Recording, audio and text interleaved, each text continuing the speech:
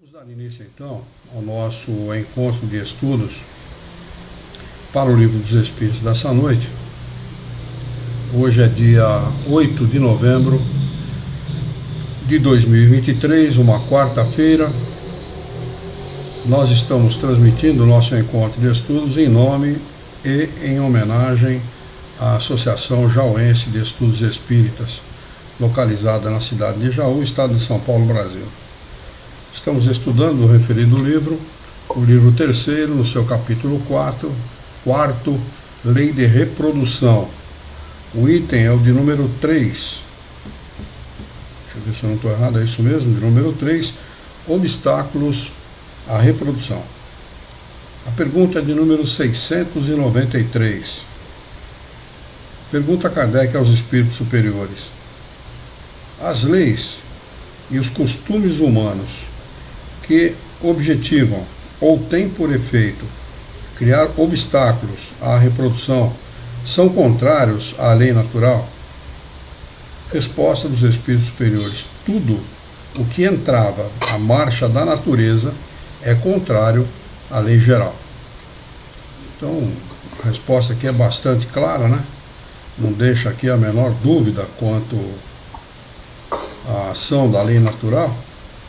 E a gente sabe que o homem realmente procura limitar ou colocar obstáculos à reprodução, visando os seus próprios interesses, mas é contrário à lei geral, contrário à lei da natureza. Questão de número 693A. Não obstante, há espécies de seres vivos, animais e plantas, cuja reprodução indefinida seria prejudicial às outras espécies, e das quais em breve o próprio homem seria a vítima. Seria repreensível deter essa reprodução? Resposta dos espíritos superiores: Deus deu ao homem, sobre todos os outros seres vivos, o poder que ele deve usar para o bem, mas não abusar. Ele pode regular a reprodução segundo as necessidades, mas não deve entravá-la sem necessidade. A ação inteligente do homem é um contrapeso posto por Deus entre as forças da natureza para restabelecer-lhes o equilíbrio. E isso também o distingue dos animais, pois ele o faz com conhecimento de causa. Os animais concorrem, por sua vez, para esse equilíbrio, pois o instinto de conservação que lhes foi dado faz que, ao proverem a própria conservação, detenham o desenvolvimento excessivo e talvez perigoso das espécies animais e vegetais de que se nutrem. Questão de número 694. Que pensar dos usos que tem por fim deter a reprodução com vistas à satisfação da sensualidade? Pergunta Kardec. Resposta: isso prova a predominância do corpo sobre a alma, e quanto o homem está imerso na matéria. E a gente sabe que quanto mais ligado à matéria, mais longe ele está da sua condição de espírito ou da evolução espiritual, né? E realmente isso se faz mesmo no nosso planeta, isso se dá muito. Agora que nós estamos cada vez mais, eu estou falando nós até por uma questão de benevolência, mas agora que uma boa parte das pessoas estão perdendo a identidade, negócio de questão binária, sexual, essa baboseira toda que estão impondo ao homem aí, a questão do aborto está sendo tratada como uma coisa banal, como uma coisa de terceira importância. A gente vê que o aborto realmente é um crime. Trata-se de um crime contra a lei de Deus. Item de número 4. Casamento e celibato. Questão de número 695. O casamento, ou seja, a união permanente de dois seres, é contrária à lei da natureza? Resposta: é um progresso na marcha da humanidade. Então, olha, ao contrário da pergunta de Kardec, né, que se o casamento seria contrário à lei da natureza, ele disse não, é um progresso na marcha da humanidade. O casamento é um avanço, não é? Então, todas as pessoas que se amam verdadeiramente deveriam unir-se em matrimônio, não somente estar junto.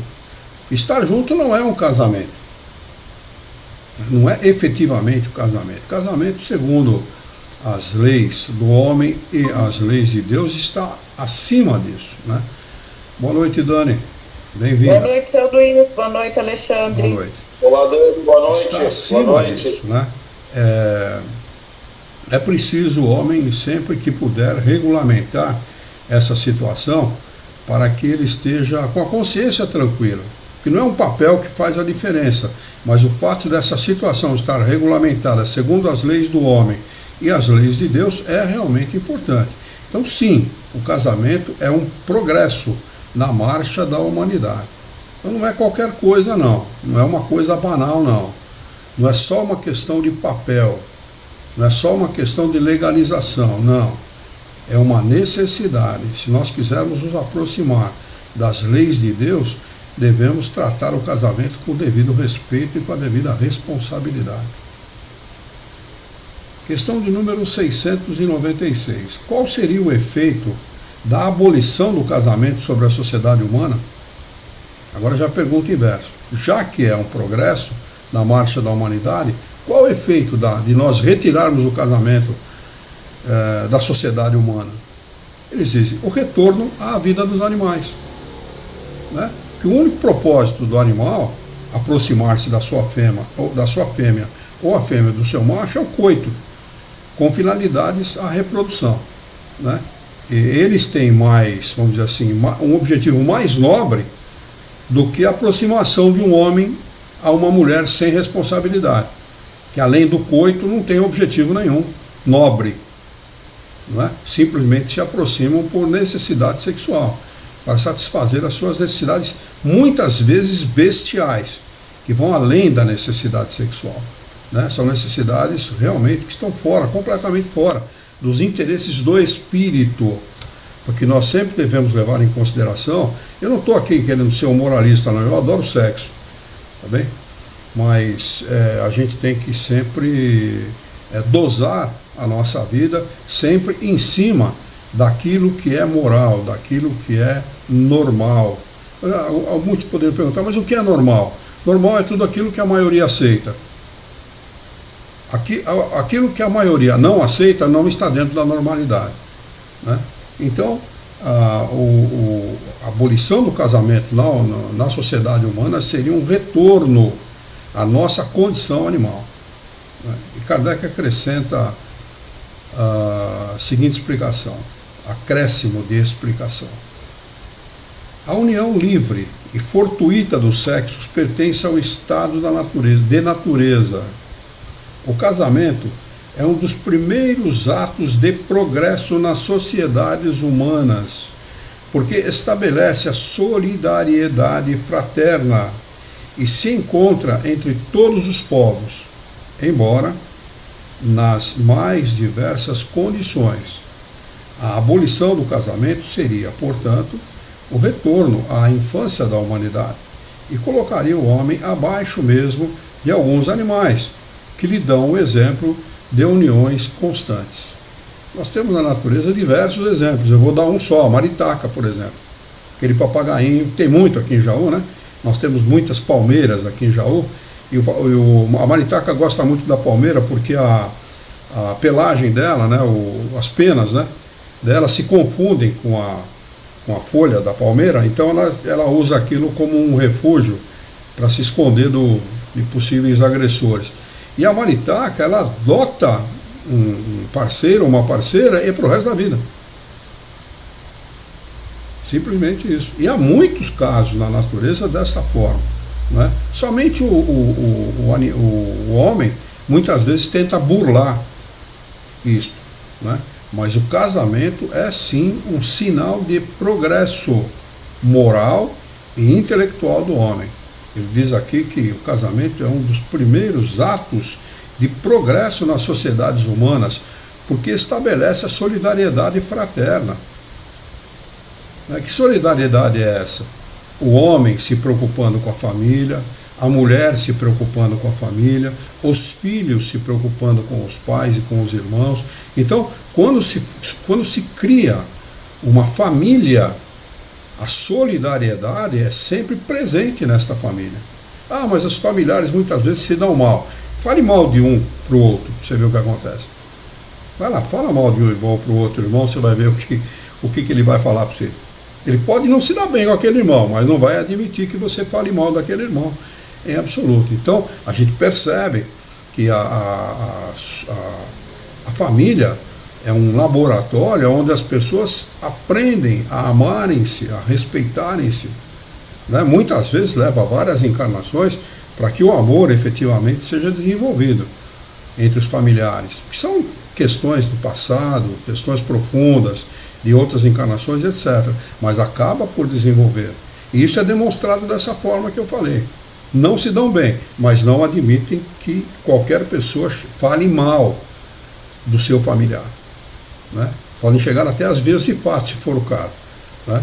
Então, fica bem demonstrado, na minha opinião, fica bem demonstrado esta solidariedade que existe entre os membros de uma mesma família.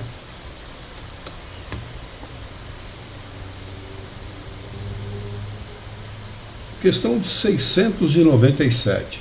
Pergunta Kardec: a indissolubilidade absoluta do casamento pertence à lei natural ou apenas à lei humana? Resposta: é uma lei humana, muito contrária à lei natural. Quer dizer, o casamento... a Lu entrou, está conosco. Bem-vinda, filha. Ela está desejando uma boa noite a todos. Boa noite para você também, filha. O casamento não deve ser indissolúvel, como muita gente pensa, né?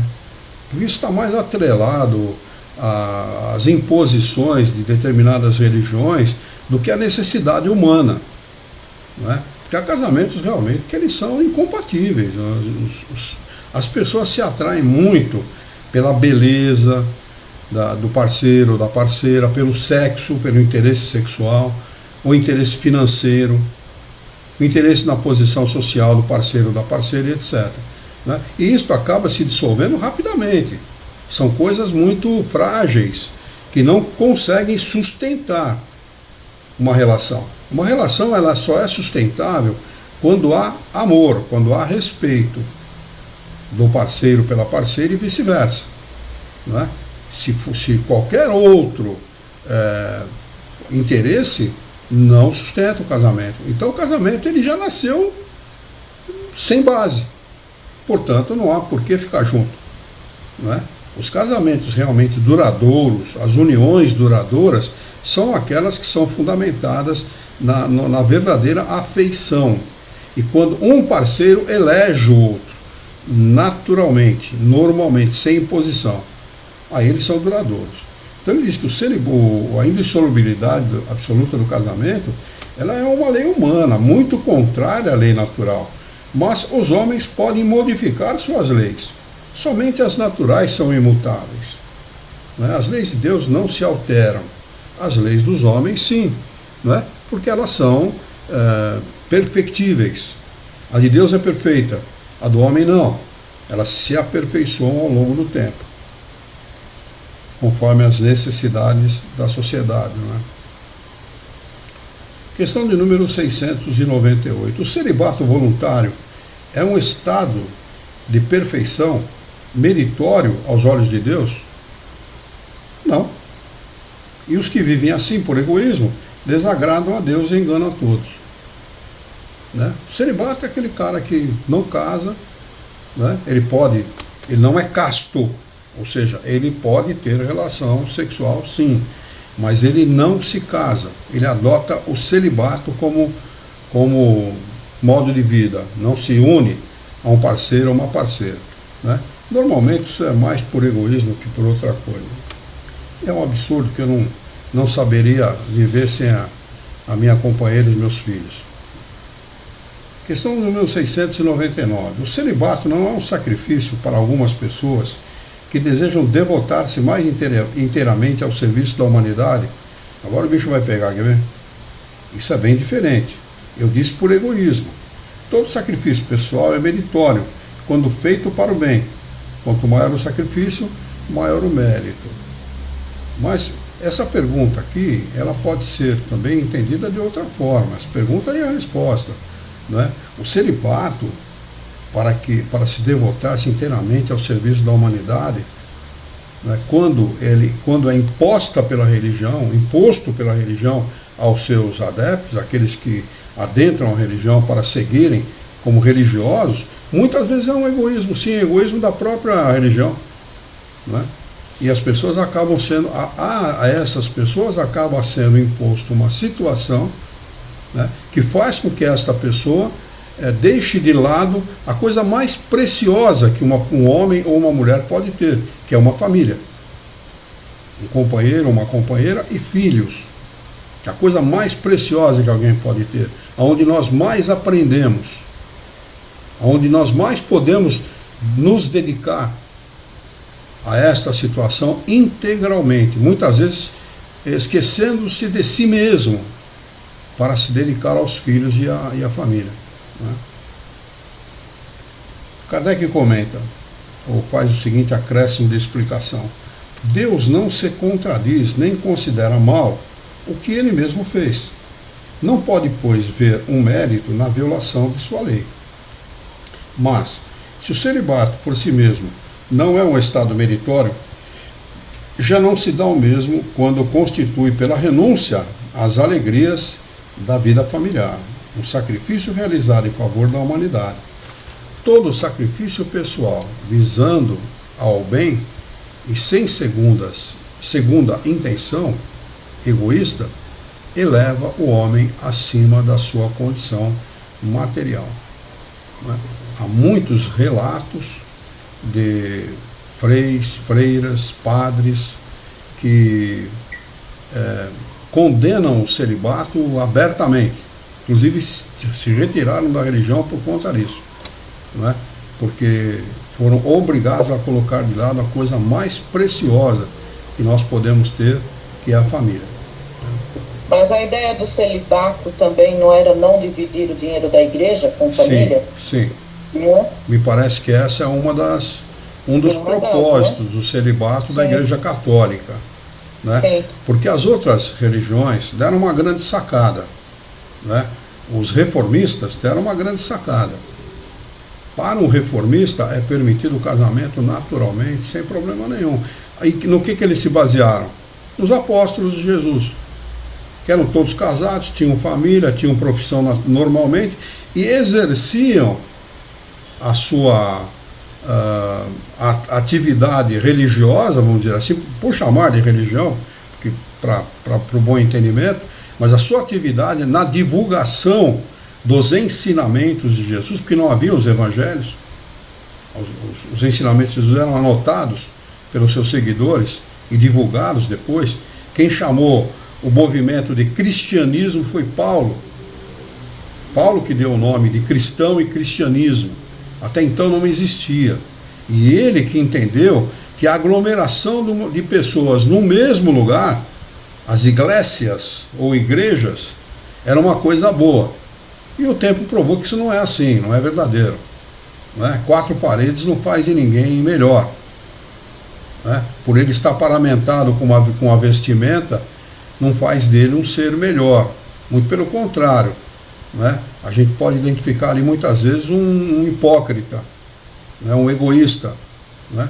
E a igreja me parece que teve sim esse propósito, de não dividir os seus bens, de concentrar os bens na mão da igreja.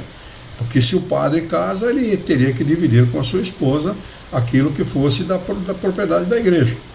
Né? O que para a igreja, que é materialista, a gente pode afirmar aqui categoricamente, materialista, não é interessante.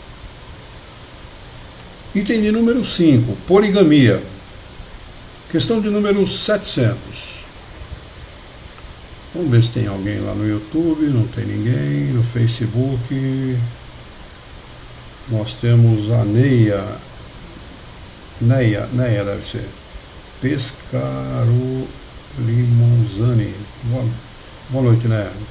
Muita paz para você também, é um prazer tê-la conosco, viu? Qualquer pergunta que você tenha ou dúvida que venha a surgir, por favor, deixa aí nos comentários que a gente comenta ou depois manda para você uma resposta, tá bem? Prazer tê-la conosco. Item 5, poligamia. Questão de número 700. Pergunta Kardec. A igualdade numérica aproximada entre os sexos é um indício da proporção em que eles devem se unir? Resposta: sim, pois tudo tem um fim na natureza. Aqui tem um rodapé de número 2 que diz o seguinte: o Espiritismo é teológico, tanto no ponto de vista físico, é uma nota do tradutor, professor José Herculano Pires, que continua dizendo o seguinte: tanto do ponto de vista físico quanto do ético. As coisas materiais e os fatos morais, o mundo e o homem, tudo tem uma finalidade, mas não de ordem antropológica. Muitas vezes ela contraria ou escapa ao pensamento do homem. Isso deu motivo à reação antiteológica da filosofia moderna. A ciência, por sua vez, tratando apenas do plano objetivo, não viu mais do que um ângulo do quadro da natureza, fecha aspas e abre aspas e fecha aspas, e restringiu-se às condições determinantes. Sua natureza analítica não lhe permite abranger o sentido das coisas e dos fatos. Henri Bergson, porém, em A Evolução Criativa, desenvolveu a teoria do elan vital, segundo o qual todo o curso da evolução, partindo da matéria mais densa, dirige-se à libertação da consciência do homem, aparecendo este como o fim último da vida na Terra. Essa é a tese espírita da evolução, até os limites da vida terrena. Mas o Espiritismo vai além, admitindo a escala dos mundos, através da qual a evolução se processa no infinito, sempre com a finalidade da perfeição. Questão de número 701. Qual das duas, a poligamia ou a monogamia, é mais conforme à lei natural? Resposta: a poligamia é uma lei humana, cuja abolição marca um processo social. Então, a poligamia está fora das leis naturais de Deus, né? O casamento, segundo as vistas de Deus, deve fundar-se na atenção dos seres que se unem. Na poligamia não há verdadeira afeição, não há mais do que sensualidade, né? Na realidade, o sujeito quer ter quantas mulheres ele acha que ele deve ter e tal. E na cultura árabe, em muitas dessas culturas, o homem pode ter quantas mulheres ele puder manter, né? Alimentar, manter. E eles têm tantas mulheres quanto eles puderem ter. E na realidade, há uma verdade muito grande nessa resposta. Na poligamia não há afeição. O que há realmente é sensualidade.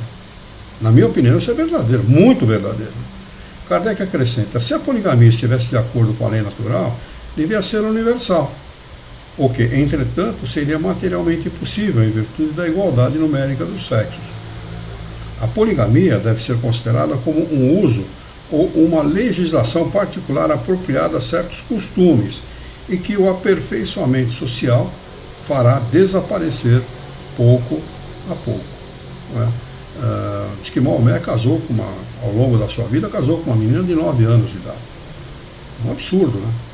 Absurdo. Teve uma noite de núpcias normal com ela, já um adulto e tal. Diz que a menina, depois dessa noite de núpcias, teve que ser socorrida no hospital e tal, né? Olha que o absurdo da poligamia, né? O absurdo. Muito bem. Alguma dúvida?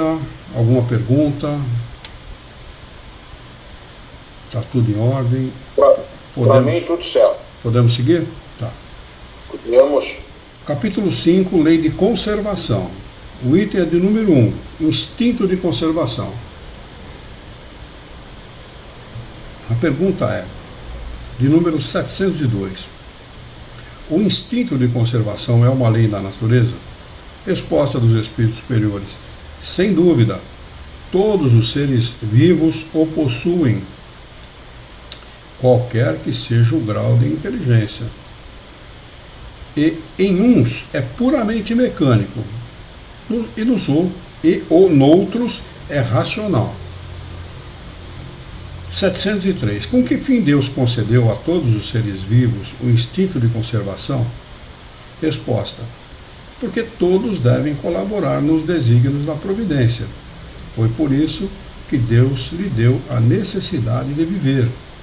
Depois, a vida é necessária ao aperfeiçoamento dos seres. Eles o sentem instintivamente, sem disso se aperceberem.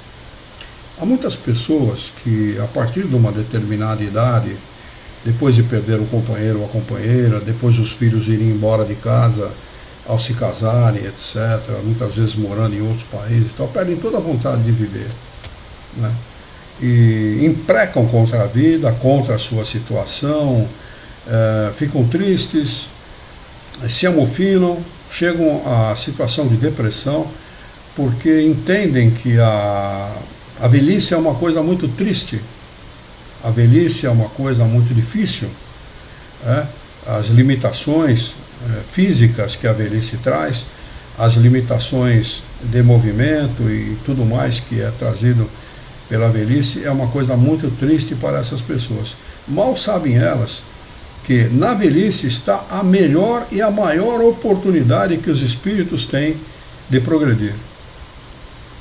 É o momento onde ele mais, para a maioria, não para todos, mas para a maioria, mais sereno da sua vida, onde ele pode dedicar-se àquilo que ele quiser. Dedicar a sua vida àquilo que ele quiser. Né?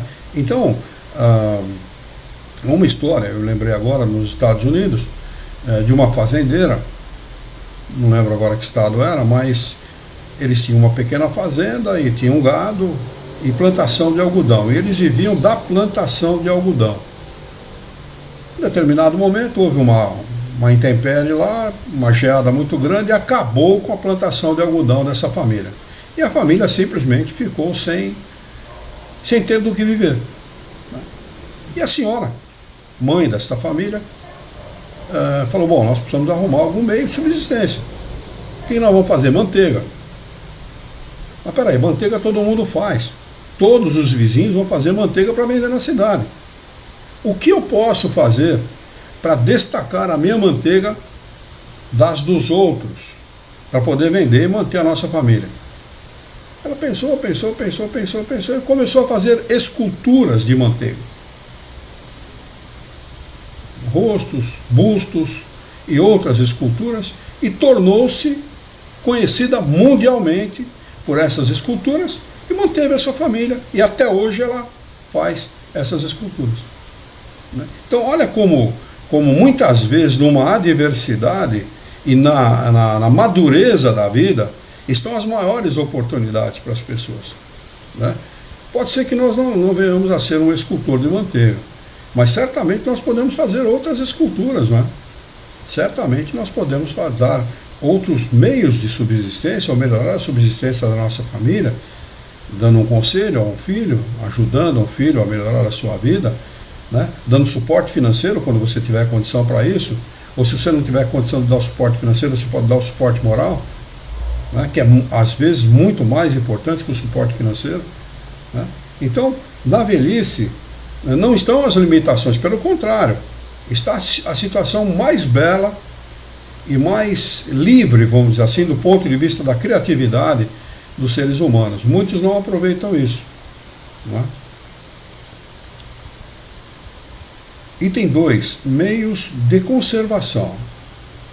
Questão de número 704. Deus, dando ao homem a necessidade de viver, sempre lhe forneceu os meios para isso? Resposta: sim. E se ele não os encontra, é por falta de compreensão. Olha, a resposta ela é objetiva, direta, não é? há que se encontrar os meios de sobrevivência. Eles existem. Há como, não é? No deserto do Saara, as pessoas que vivem no deserto encontram no meio da areia um bichinho que é fornecedor como é que chama? De proteína da carne. É um bichinho que está na areia.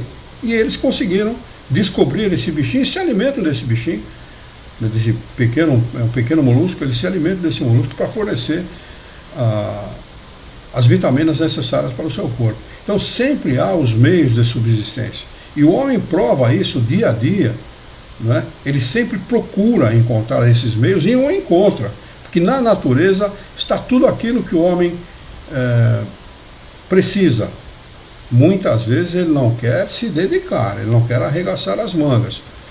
Ele não quer fazer aquilo que é necessário para poder superar as suas dificuldades. Mas que há meios, há. Tanto físicos como morais. Nós podemos superar todas as dificuldades. Depende de nós. É por isso que faz a terra produzir de maneira a fornecer o necessário a todos os seus habitantes, pois só o necessário é útil, o supérfluo jamais o é. Bom, tudo que é supérfluo acaba tendendo para a desordem, para a desorganização, para o desequilíbrio. Pode notar, a pessoa luta tanto para ficar rica e quando fica, como ela usa o excesso de dinheiro dela? Em drogas, orgias, bagunça de todo tipo, né? Não precisa nem citar aqui, né? Infelizmente é assim, quer dizer, o excesso não é positivo, vamos dizer assim. Questão de número 705. Por que a Terra nem sempre produz bastante para fornecer o necessário ao homem? Pergunta Kardec. Responde os espíritos superiores. É que o homem a negligencia. O ingrato. E, no entanto, ela é uma excelente mãe. Frequentemente ele acusa a natureza pelas consequências da sua imperícia ou da sua imprevidência. A terra produziria sempre o necessário se o homem soubesse contentar-se. Se ela não supre a todas as necessidades, é porque o homem emprega no supérfluo o que necessita ao necessário. Vede o árabe no deserto como encontra sempre do que viver, porque não cria necessidades fictícias. Mas quando metade dos produtos é desperdiçada na satisfação de fantasias, deve o homem se admirar de nada encontrar no dia seguinte e tem razão de se lastimar por se achar desprevenido quando chega o tempo de escassez? Na verdade, eu vos digo que não é a natureza a imprevidente, é o homem que não sabe regular-se. Olha, eu li uma estatística há não muito tempo atrás, eu não sei se esses números ainda são verdadeiros, mas diz que no Brasil, entre colheita e silagem, colheita de grãos, de alimentos, e silagem desses alimentos, se perde algo em torno de 25% a 30% desses produtos. É muita coisa. Isso daria para alimentar o Brasil. Daria para alimentar o Brasil. Era só ter um pouco de previdência.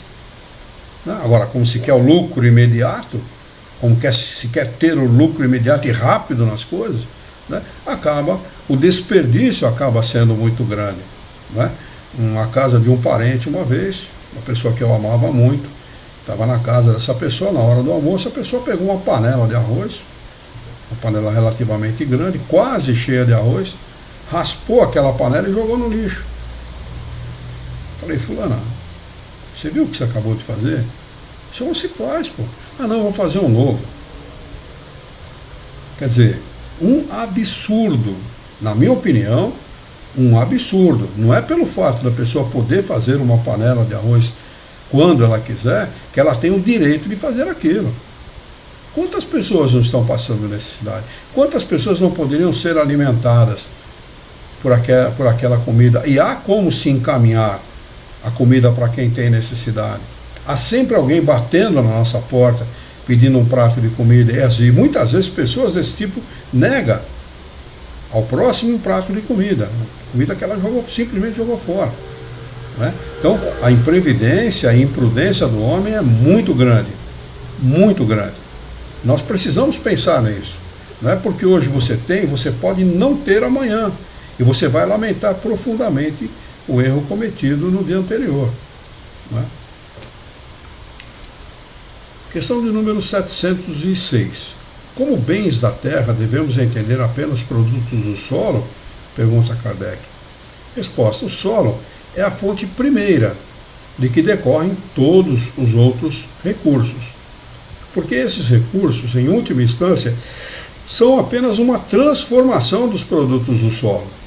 É por isso que devemos entender pelos bens da terra tudo quanto o homem pode gozar neste mundo. Né?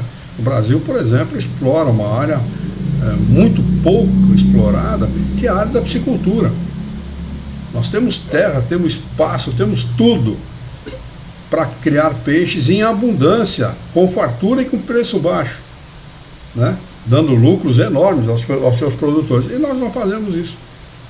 Né?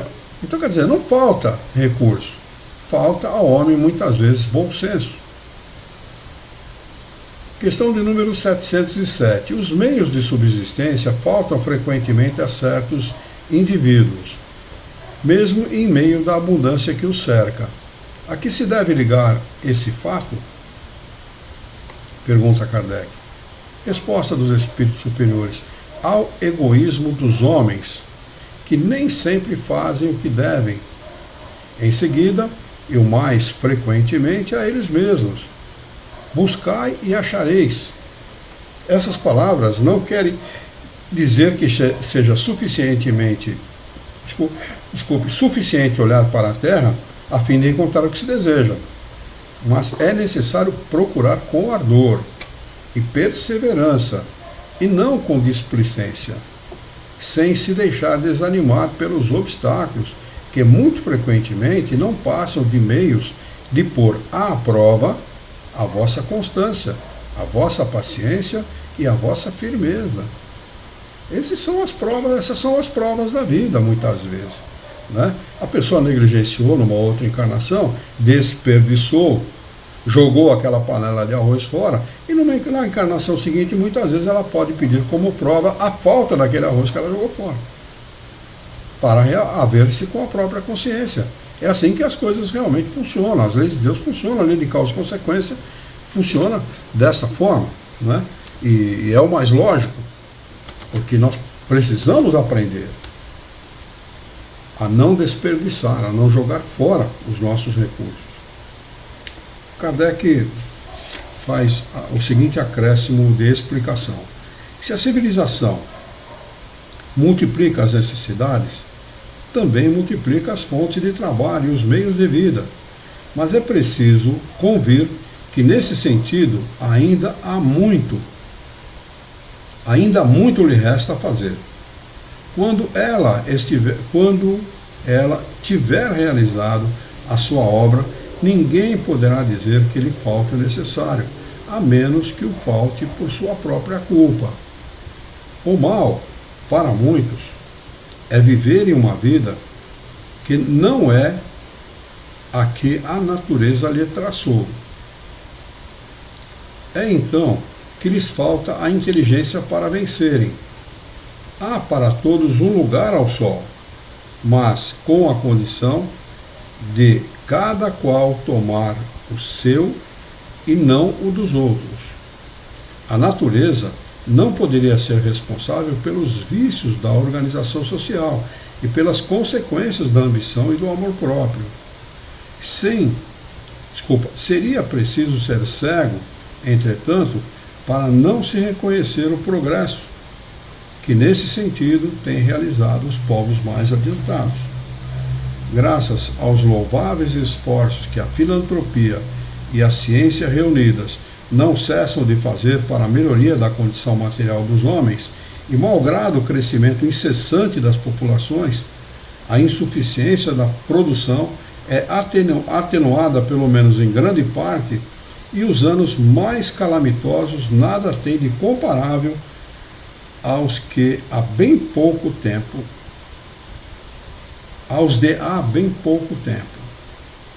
A higiene pública, esse elemento tão essencial da energia e da saúde, desconhecido por nossos pais,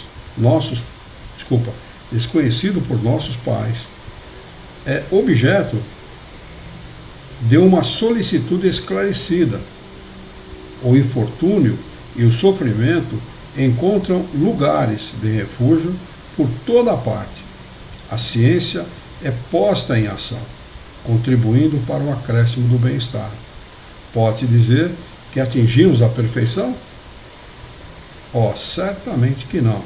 Mas o que já se faz dá-nos a medida do que pode ser feito, com perseverança, se o homem for bastante sensato para procurar a sua felicidade nas coisas positivas e sérias e não nas utopias que o fazem recuar, em vez de avançar. Houve um prefeito aqui na cidade de Jaú, não vou citar o nome por motivos óbvios, né, que propagou, ampliou e tornou o tratamento de água e esgoto de Jaú em quase 100% da necessidade da cidade. E, no entanto, é o menos reconhecido pela cidade, né? Os políticos, para serem reconhecidos, fazem obras que todo mundo vê, consertam praças, asfaltam ruas, melhoram a arborização, ou seja, melhoram a iluminação da cidade para que todo mundo veja, para que ele possa ser reeleito na próxima eleição. Aqueles que fazem o benefício e enterram a sua obra embaixo da terra, que ninguém vê, esses não são reconhecidos. E, no entanto, são os que fazem mais bem feito e melhor para toda a população, né? Então, como ele citou aqui, o saneamento básico como uma das necessidades primordiais da sociedade, eu lembrei desse fato, né? Jaú é uma das cidades privilegiadas nesse sentido por conta deste nosso prefeito, a quem eu tive a oportunidade de apertar a mão e agradecê-lo por este fato. Além dele ter desassoreado o rio de Jaú, foi o último que fez esse trabalho, né? E depois dele nós tivemos várias grandes enchentes, porque nenhum dos prefeitos desassoreou o rio. Então, olha o absurdo que se comete com o dinheiro do contribuinte, né? Não fazendo com que esse dinheiro retorne em benefício para a sociedade. Mas coisas do Brasil, né? Poxa vida, já 8h15 já, caramba, achei que era mais cedo. Muito bem. Está rápido hoje, né? Está rápido, está indo bem rápido. Questão de número 708. Não há situações em que o meio de subsistência não depende absolutamente da vontade do homem e onde a privação do necessário, o mais imperioso, é uma consequência das circunstâncias? Resposta é uma prova frequentemente cruel que o homem deve sofrer e a qual sabia que seria exposto. Ele sabia antes de encarnar, ele pediu essa exposição e essa situação que nós consideramos que realmente é cruel, né? Crianças na África comem terra por não terem o que comer, né? É realmente um absurdo. E não se acaba com essa situação porque não há vontade, determinação das autoridades que têm dinheiro para isso. Já está mais do que provado essa situação, né? Mas essas circunstâncias que levam o homem cruelmente a passarem por privações são situações que o espírito pede, porque foram esses espíritos que tinham os recursos na mão e não fizeram pela sociedade ao seu tempo. E hoje passam por essas privações, por essas necessidades. Daí o fato de nós termos que, sabendo desses fatos, termos que procurar fazer o máximo que esteja ao nosso alcance para sair desta vida sem nenhum comprometimento moral com o nosso próximo. seja ele financeiro, material, moral, seja ele o compromisso que for. É preferível sair sem nenhum dinheiro, passar privações no final da vida, que sair com qualquer débito com quem quer que seja. Porque isso realmente não será cobrado por nós mesmos, pela nossa consciência, numa futura encarnação. Questão de número 709. Aqueles que, em situações críticas, se viram obrigados a sacrificar os semelhantes para matar a fome, cometeram com isso um crime? Se houve crime, ele é atenuado pela necessidade de viver que o instinto de conservação lhes dá? Resposta: já respondi ao dizer que há mais mérito em sofrer todas as provas da vida com abnegação e coragem. Há homicídio e crime de lesa natureza que deve ser duplamente punido. Quer dizer, nada justifica a antropofagia, né? Nada justifica. Nem uma situação de penúria total, assim, esteja colocando em risco a vida das pessoas. As pessoas têm que procurar outros meios. Pelo menos é o que indica aqui os espíritos, o que indica os espíritos superiores a nós. Questão de número 710. Pergunta: nos mundos onde a organização é mais apurada, os seres vivos têm necessidade de alimentação? Nos mundos onde a organização é mais apurada, em mundos mais evoluídos que o nosso, mundos de regeneração, mundos felizes e etc. Resposta: sim, mas os seus alimentos estão em relação com a sua natureza. Quer dizer, não são brutos como o nosso, não são densos, não são grosseiros como o nosso. Por isso que nós recorremos muito à terra, não é? Eles recorrem muito à captação de fluido vital. Nós extraímos o fluido vital, por exemplo, desses alimentos grosseiros. Eles não. Eles podem extrair de muitas outras formas, devido à sutileza do corpo que eles se utilizam. Esses alimentos não seriam tão substanciais para os vossos estômagos grosseiros. Da mesma maneira eles não poderiam digerir os vossos. Quer dizer, não conseguem comer aquilo que a gente come, né? Não conseguiriam comer aquilo que a gente come. Muito bem. Alguma dúvida?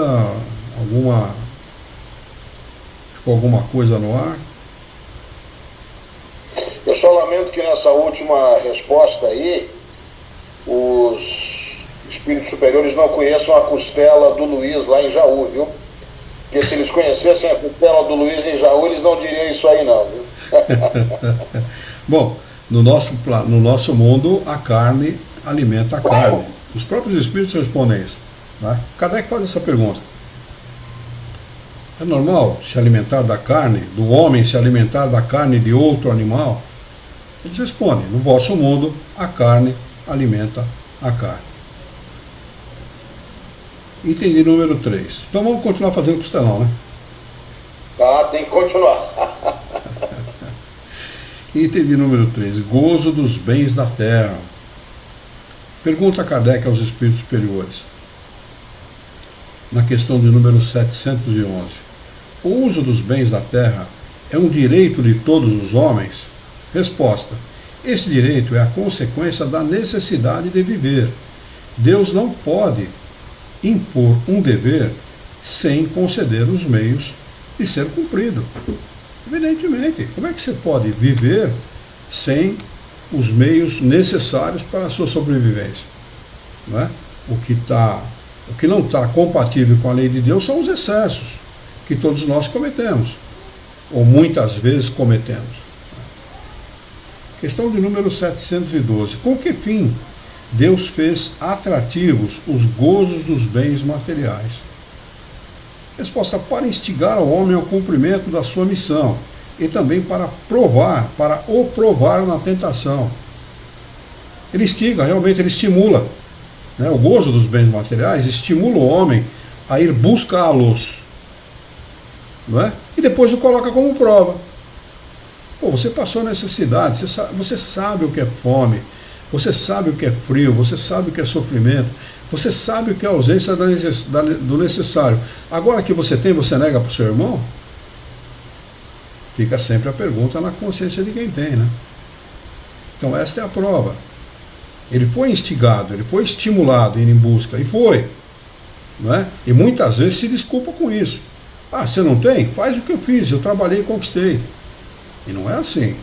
Muitas vezes as pessoas não têm as mesmas oportunidades, a mesma inteligência, a mesma desenvoltura, a mesma capacidade de investir. Né? Porque há pessoas que realmente são investidores inatos, né?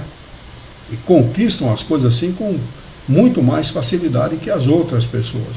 Né? Então, tendo e podendo dividir, nós devemos fazer sim. Pelo menos vamos sair dessa vida um pouco melhor do que quando entramos. Questão de número 712. Com que fim? Nós já lemos, que é 712A. Qual o objetivo dessa tentação? Resposta: desenvolver a razão, que deve preservá-lo dos excessos. Todo homem que tem muito, a primeira coisa que ele deve fazer, por isso que eu não peço a Deus para ganhar na loteria. É um dos pedidos que eu faço a Deus, não quero ganhar, porque junto com essa grana vem uma coisa muito ruim chamada responsabilidade. Quer dizer, o cara que tem muito, o que ele tem que fazer? A primeira coisa que ele tem necessidade de fazer: criar empregos. Ele vai ter, obrigatoriamente, que fazer. Se ele tiver um pouco de consciência, se ele tiver um pouco se ele for um pouco solidário com as necessidades do seu próximo, a primeira coisa que ele vai fazer é criar empregos. Criar uma maneira para que as pessoas possam também, através do seu trabalho, usufruir daquilo que ele tem. O que a maioria pensa: se eu ganhar na loteria, a primeira coisa que eu faço é mandar meu patrão para a tonga da milonga do Cabulete. É a primeira coisa que eu vou fazer.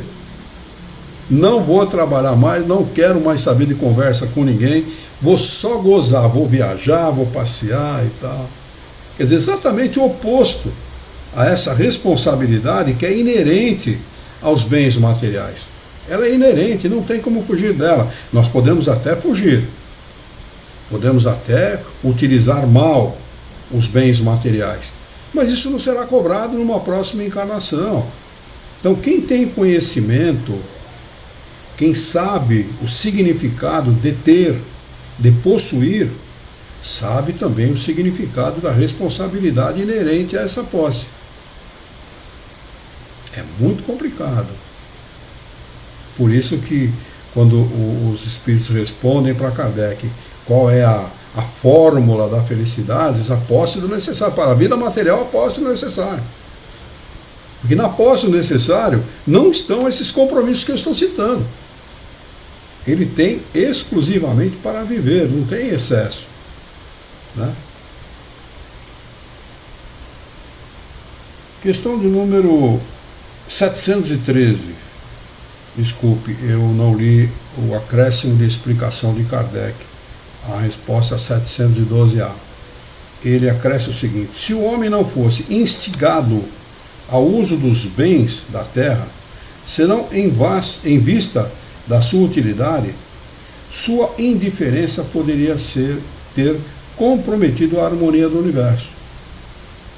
Deus lhe deu o atrativo do prazer, que o solicita a realização dos desígnios da providência.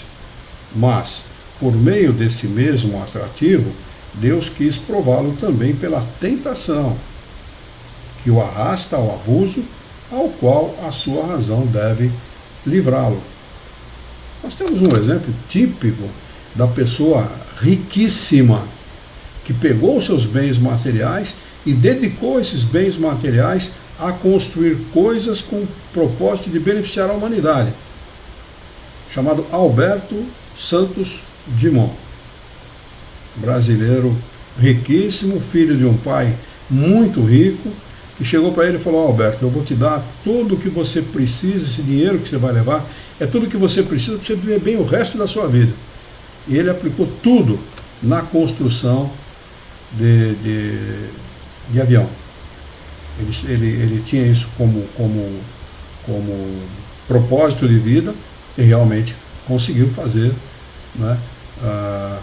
Primeiro construiu balões, depois ele construiu o 14 bis, que 14 bis significa 14 vezes o mesmo avião. Não sei se vocês já pensaram nisso. 14 bis. Construiu 14 vezes o mesmo avião até conseguir fazê-lo voar. Quer dizer, era um cara determinado, não era um cara qualquer, né? E depois construiu um avião chamado Demoiselle, dedicado a fornecer para quem quisesse a planta daquele avião, para quem quisesse construir um igual. Não patenteou, não fez nada. Quer dizer, olha que lindo, né? A história de vida deste homem. Né? Lindo. Eu sou um fã incondicional de Santos Dumont. A Daniele sabe disso. Né, Dani? Vamos lá. Questão de número 713. Pergunta: os gozos têm limites traçados pela natureza? Resposta: sim, para vos mostrar o termo do necessário. Mas, pelos vossos excessos, chegais até o aborrecimento, e com isso vos punis a vós mesmos. Questão de número 714. Pergunta Kardec: que pensar do homem que procura nos excessos de toda a espécie um refinamento dos seus gozos? Resposta: pobre criatura que devemos lastimar e não invejar, porque está bem próximo da morte. Em outra questão, respondendo a uma pergunta semelhante a essa, eles dizem assim: devemos sempre considerar o retorno. Não inveja aquele que tem muito. Não inveja, porque nós devemos sempre considerar o retorno. E o retorno nem sempre é tão confortável assim. Né? Questão de número 714A, para nós encerrarmos os nossos estudos dessa noite. Pergunta: é da morte física ou da morte moral que ele se aproxima quando a criatura usa de maneira excessiva toda, ou faz das suas posses um uso excessivo, um refinamento dos gozos materiais? Ele diz: de uma e de outra. Ele morre fisicamente e moralmente, se aproxima da sua morte moral. E Kardec acrescenta a seguinte explicação: o homem que procura nos excessos de toda a espécie um refinamento dos gozos coloca-se abaixo dos animais. Abaixo dos animais. Porque estes sabem limitar-se à satisfação de suas necessidades. Ele abdica, o homem abdica da razão que Deus lhe deu para guia, e quanto maiores forem os seus excessos, maior é o império que concede à sua natureza animal sobre a espiritual. As doenças, a decadência e a própria morte, que são a consequência do abuso, são também a punição da transgressão da lei de Deus. Né? Então, todos aqueles que abusam das coisas materiais acabam se prejudicando tremendamente. E vão ter que, numa encarnação ou em outra, no momento em que tiverem forças espirituais, morais para isso, vão ter que resgatar, né, esses excessos. Vão ter que resgatar. Através de doenças prolongadas, de doenças terríveis, de doenças invasivas e que realmente trazem muito sofrimento para o homem, vão ter que resgatar. É assim que nós, espíritos encarnados, resgatamos as nossas faltas, os nossos excessos, a nossa falta de bom senso, a transgressão da lei de Deus. Vamos marcar a questão de número 715 para a próxima quarta-feira. Alguma pergunta, gente? Não, para mim não. Tudo tranquilo, Luiz. Tudo ok. Tá tudo bem também, Dani? Tudo bem. Então, Tranquilo. Vamos ver se tem alguma pergunta aqui. Não, está tudo em ordem. Vamos então fazer a nossa prece de encerramento? Vamos lá. Muito bem. Vamos elevar o nosso pensamento, mentalizar a figura excelsa e amiga de Jesus, nosso mestre, nosso modelo e guia da humanidade. E juntos com Jesus vamos nos dirigir ao Criador, ao Senhor da vida, fonte inesgotável de paz, de amor, de bondade, de misericórdia e, sobretudo, de justiça, para agradecê-lo muito pela oportunidade de aqui estarmos reunidos em seu nome, para estudarmos as questões propostas pelo Livro dos Espíritos dessa noite. Queira o vosso amor, a vossa misericórdia, a vossa bondade, que tenhamos bom ânimo, coragem, determinação, ideias renovadas, alegria de viver e muito entusiasmo, para que nós possamos trabalhar, sermos dignos da sociedade em que vivemos. E também, Senhor, ajuda-nos e dá-nos a força necessária para que nós possamos orientar a própria existência por um profundo e sincero respeito pelo nosso próximo. Em Teu nome, em nome de Jesus, em nome dos bons Espíritos, em nome do nosso diretor espiritual e de sua equipe, nós declaramos encerrado o nosso encontro de estudos dessa noite. E que assim seja.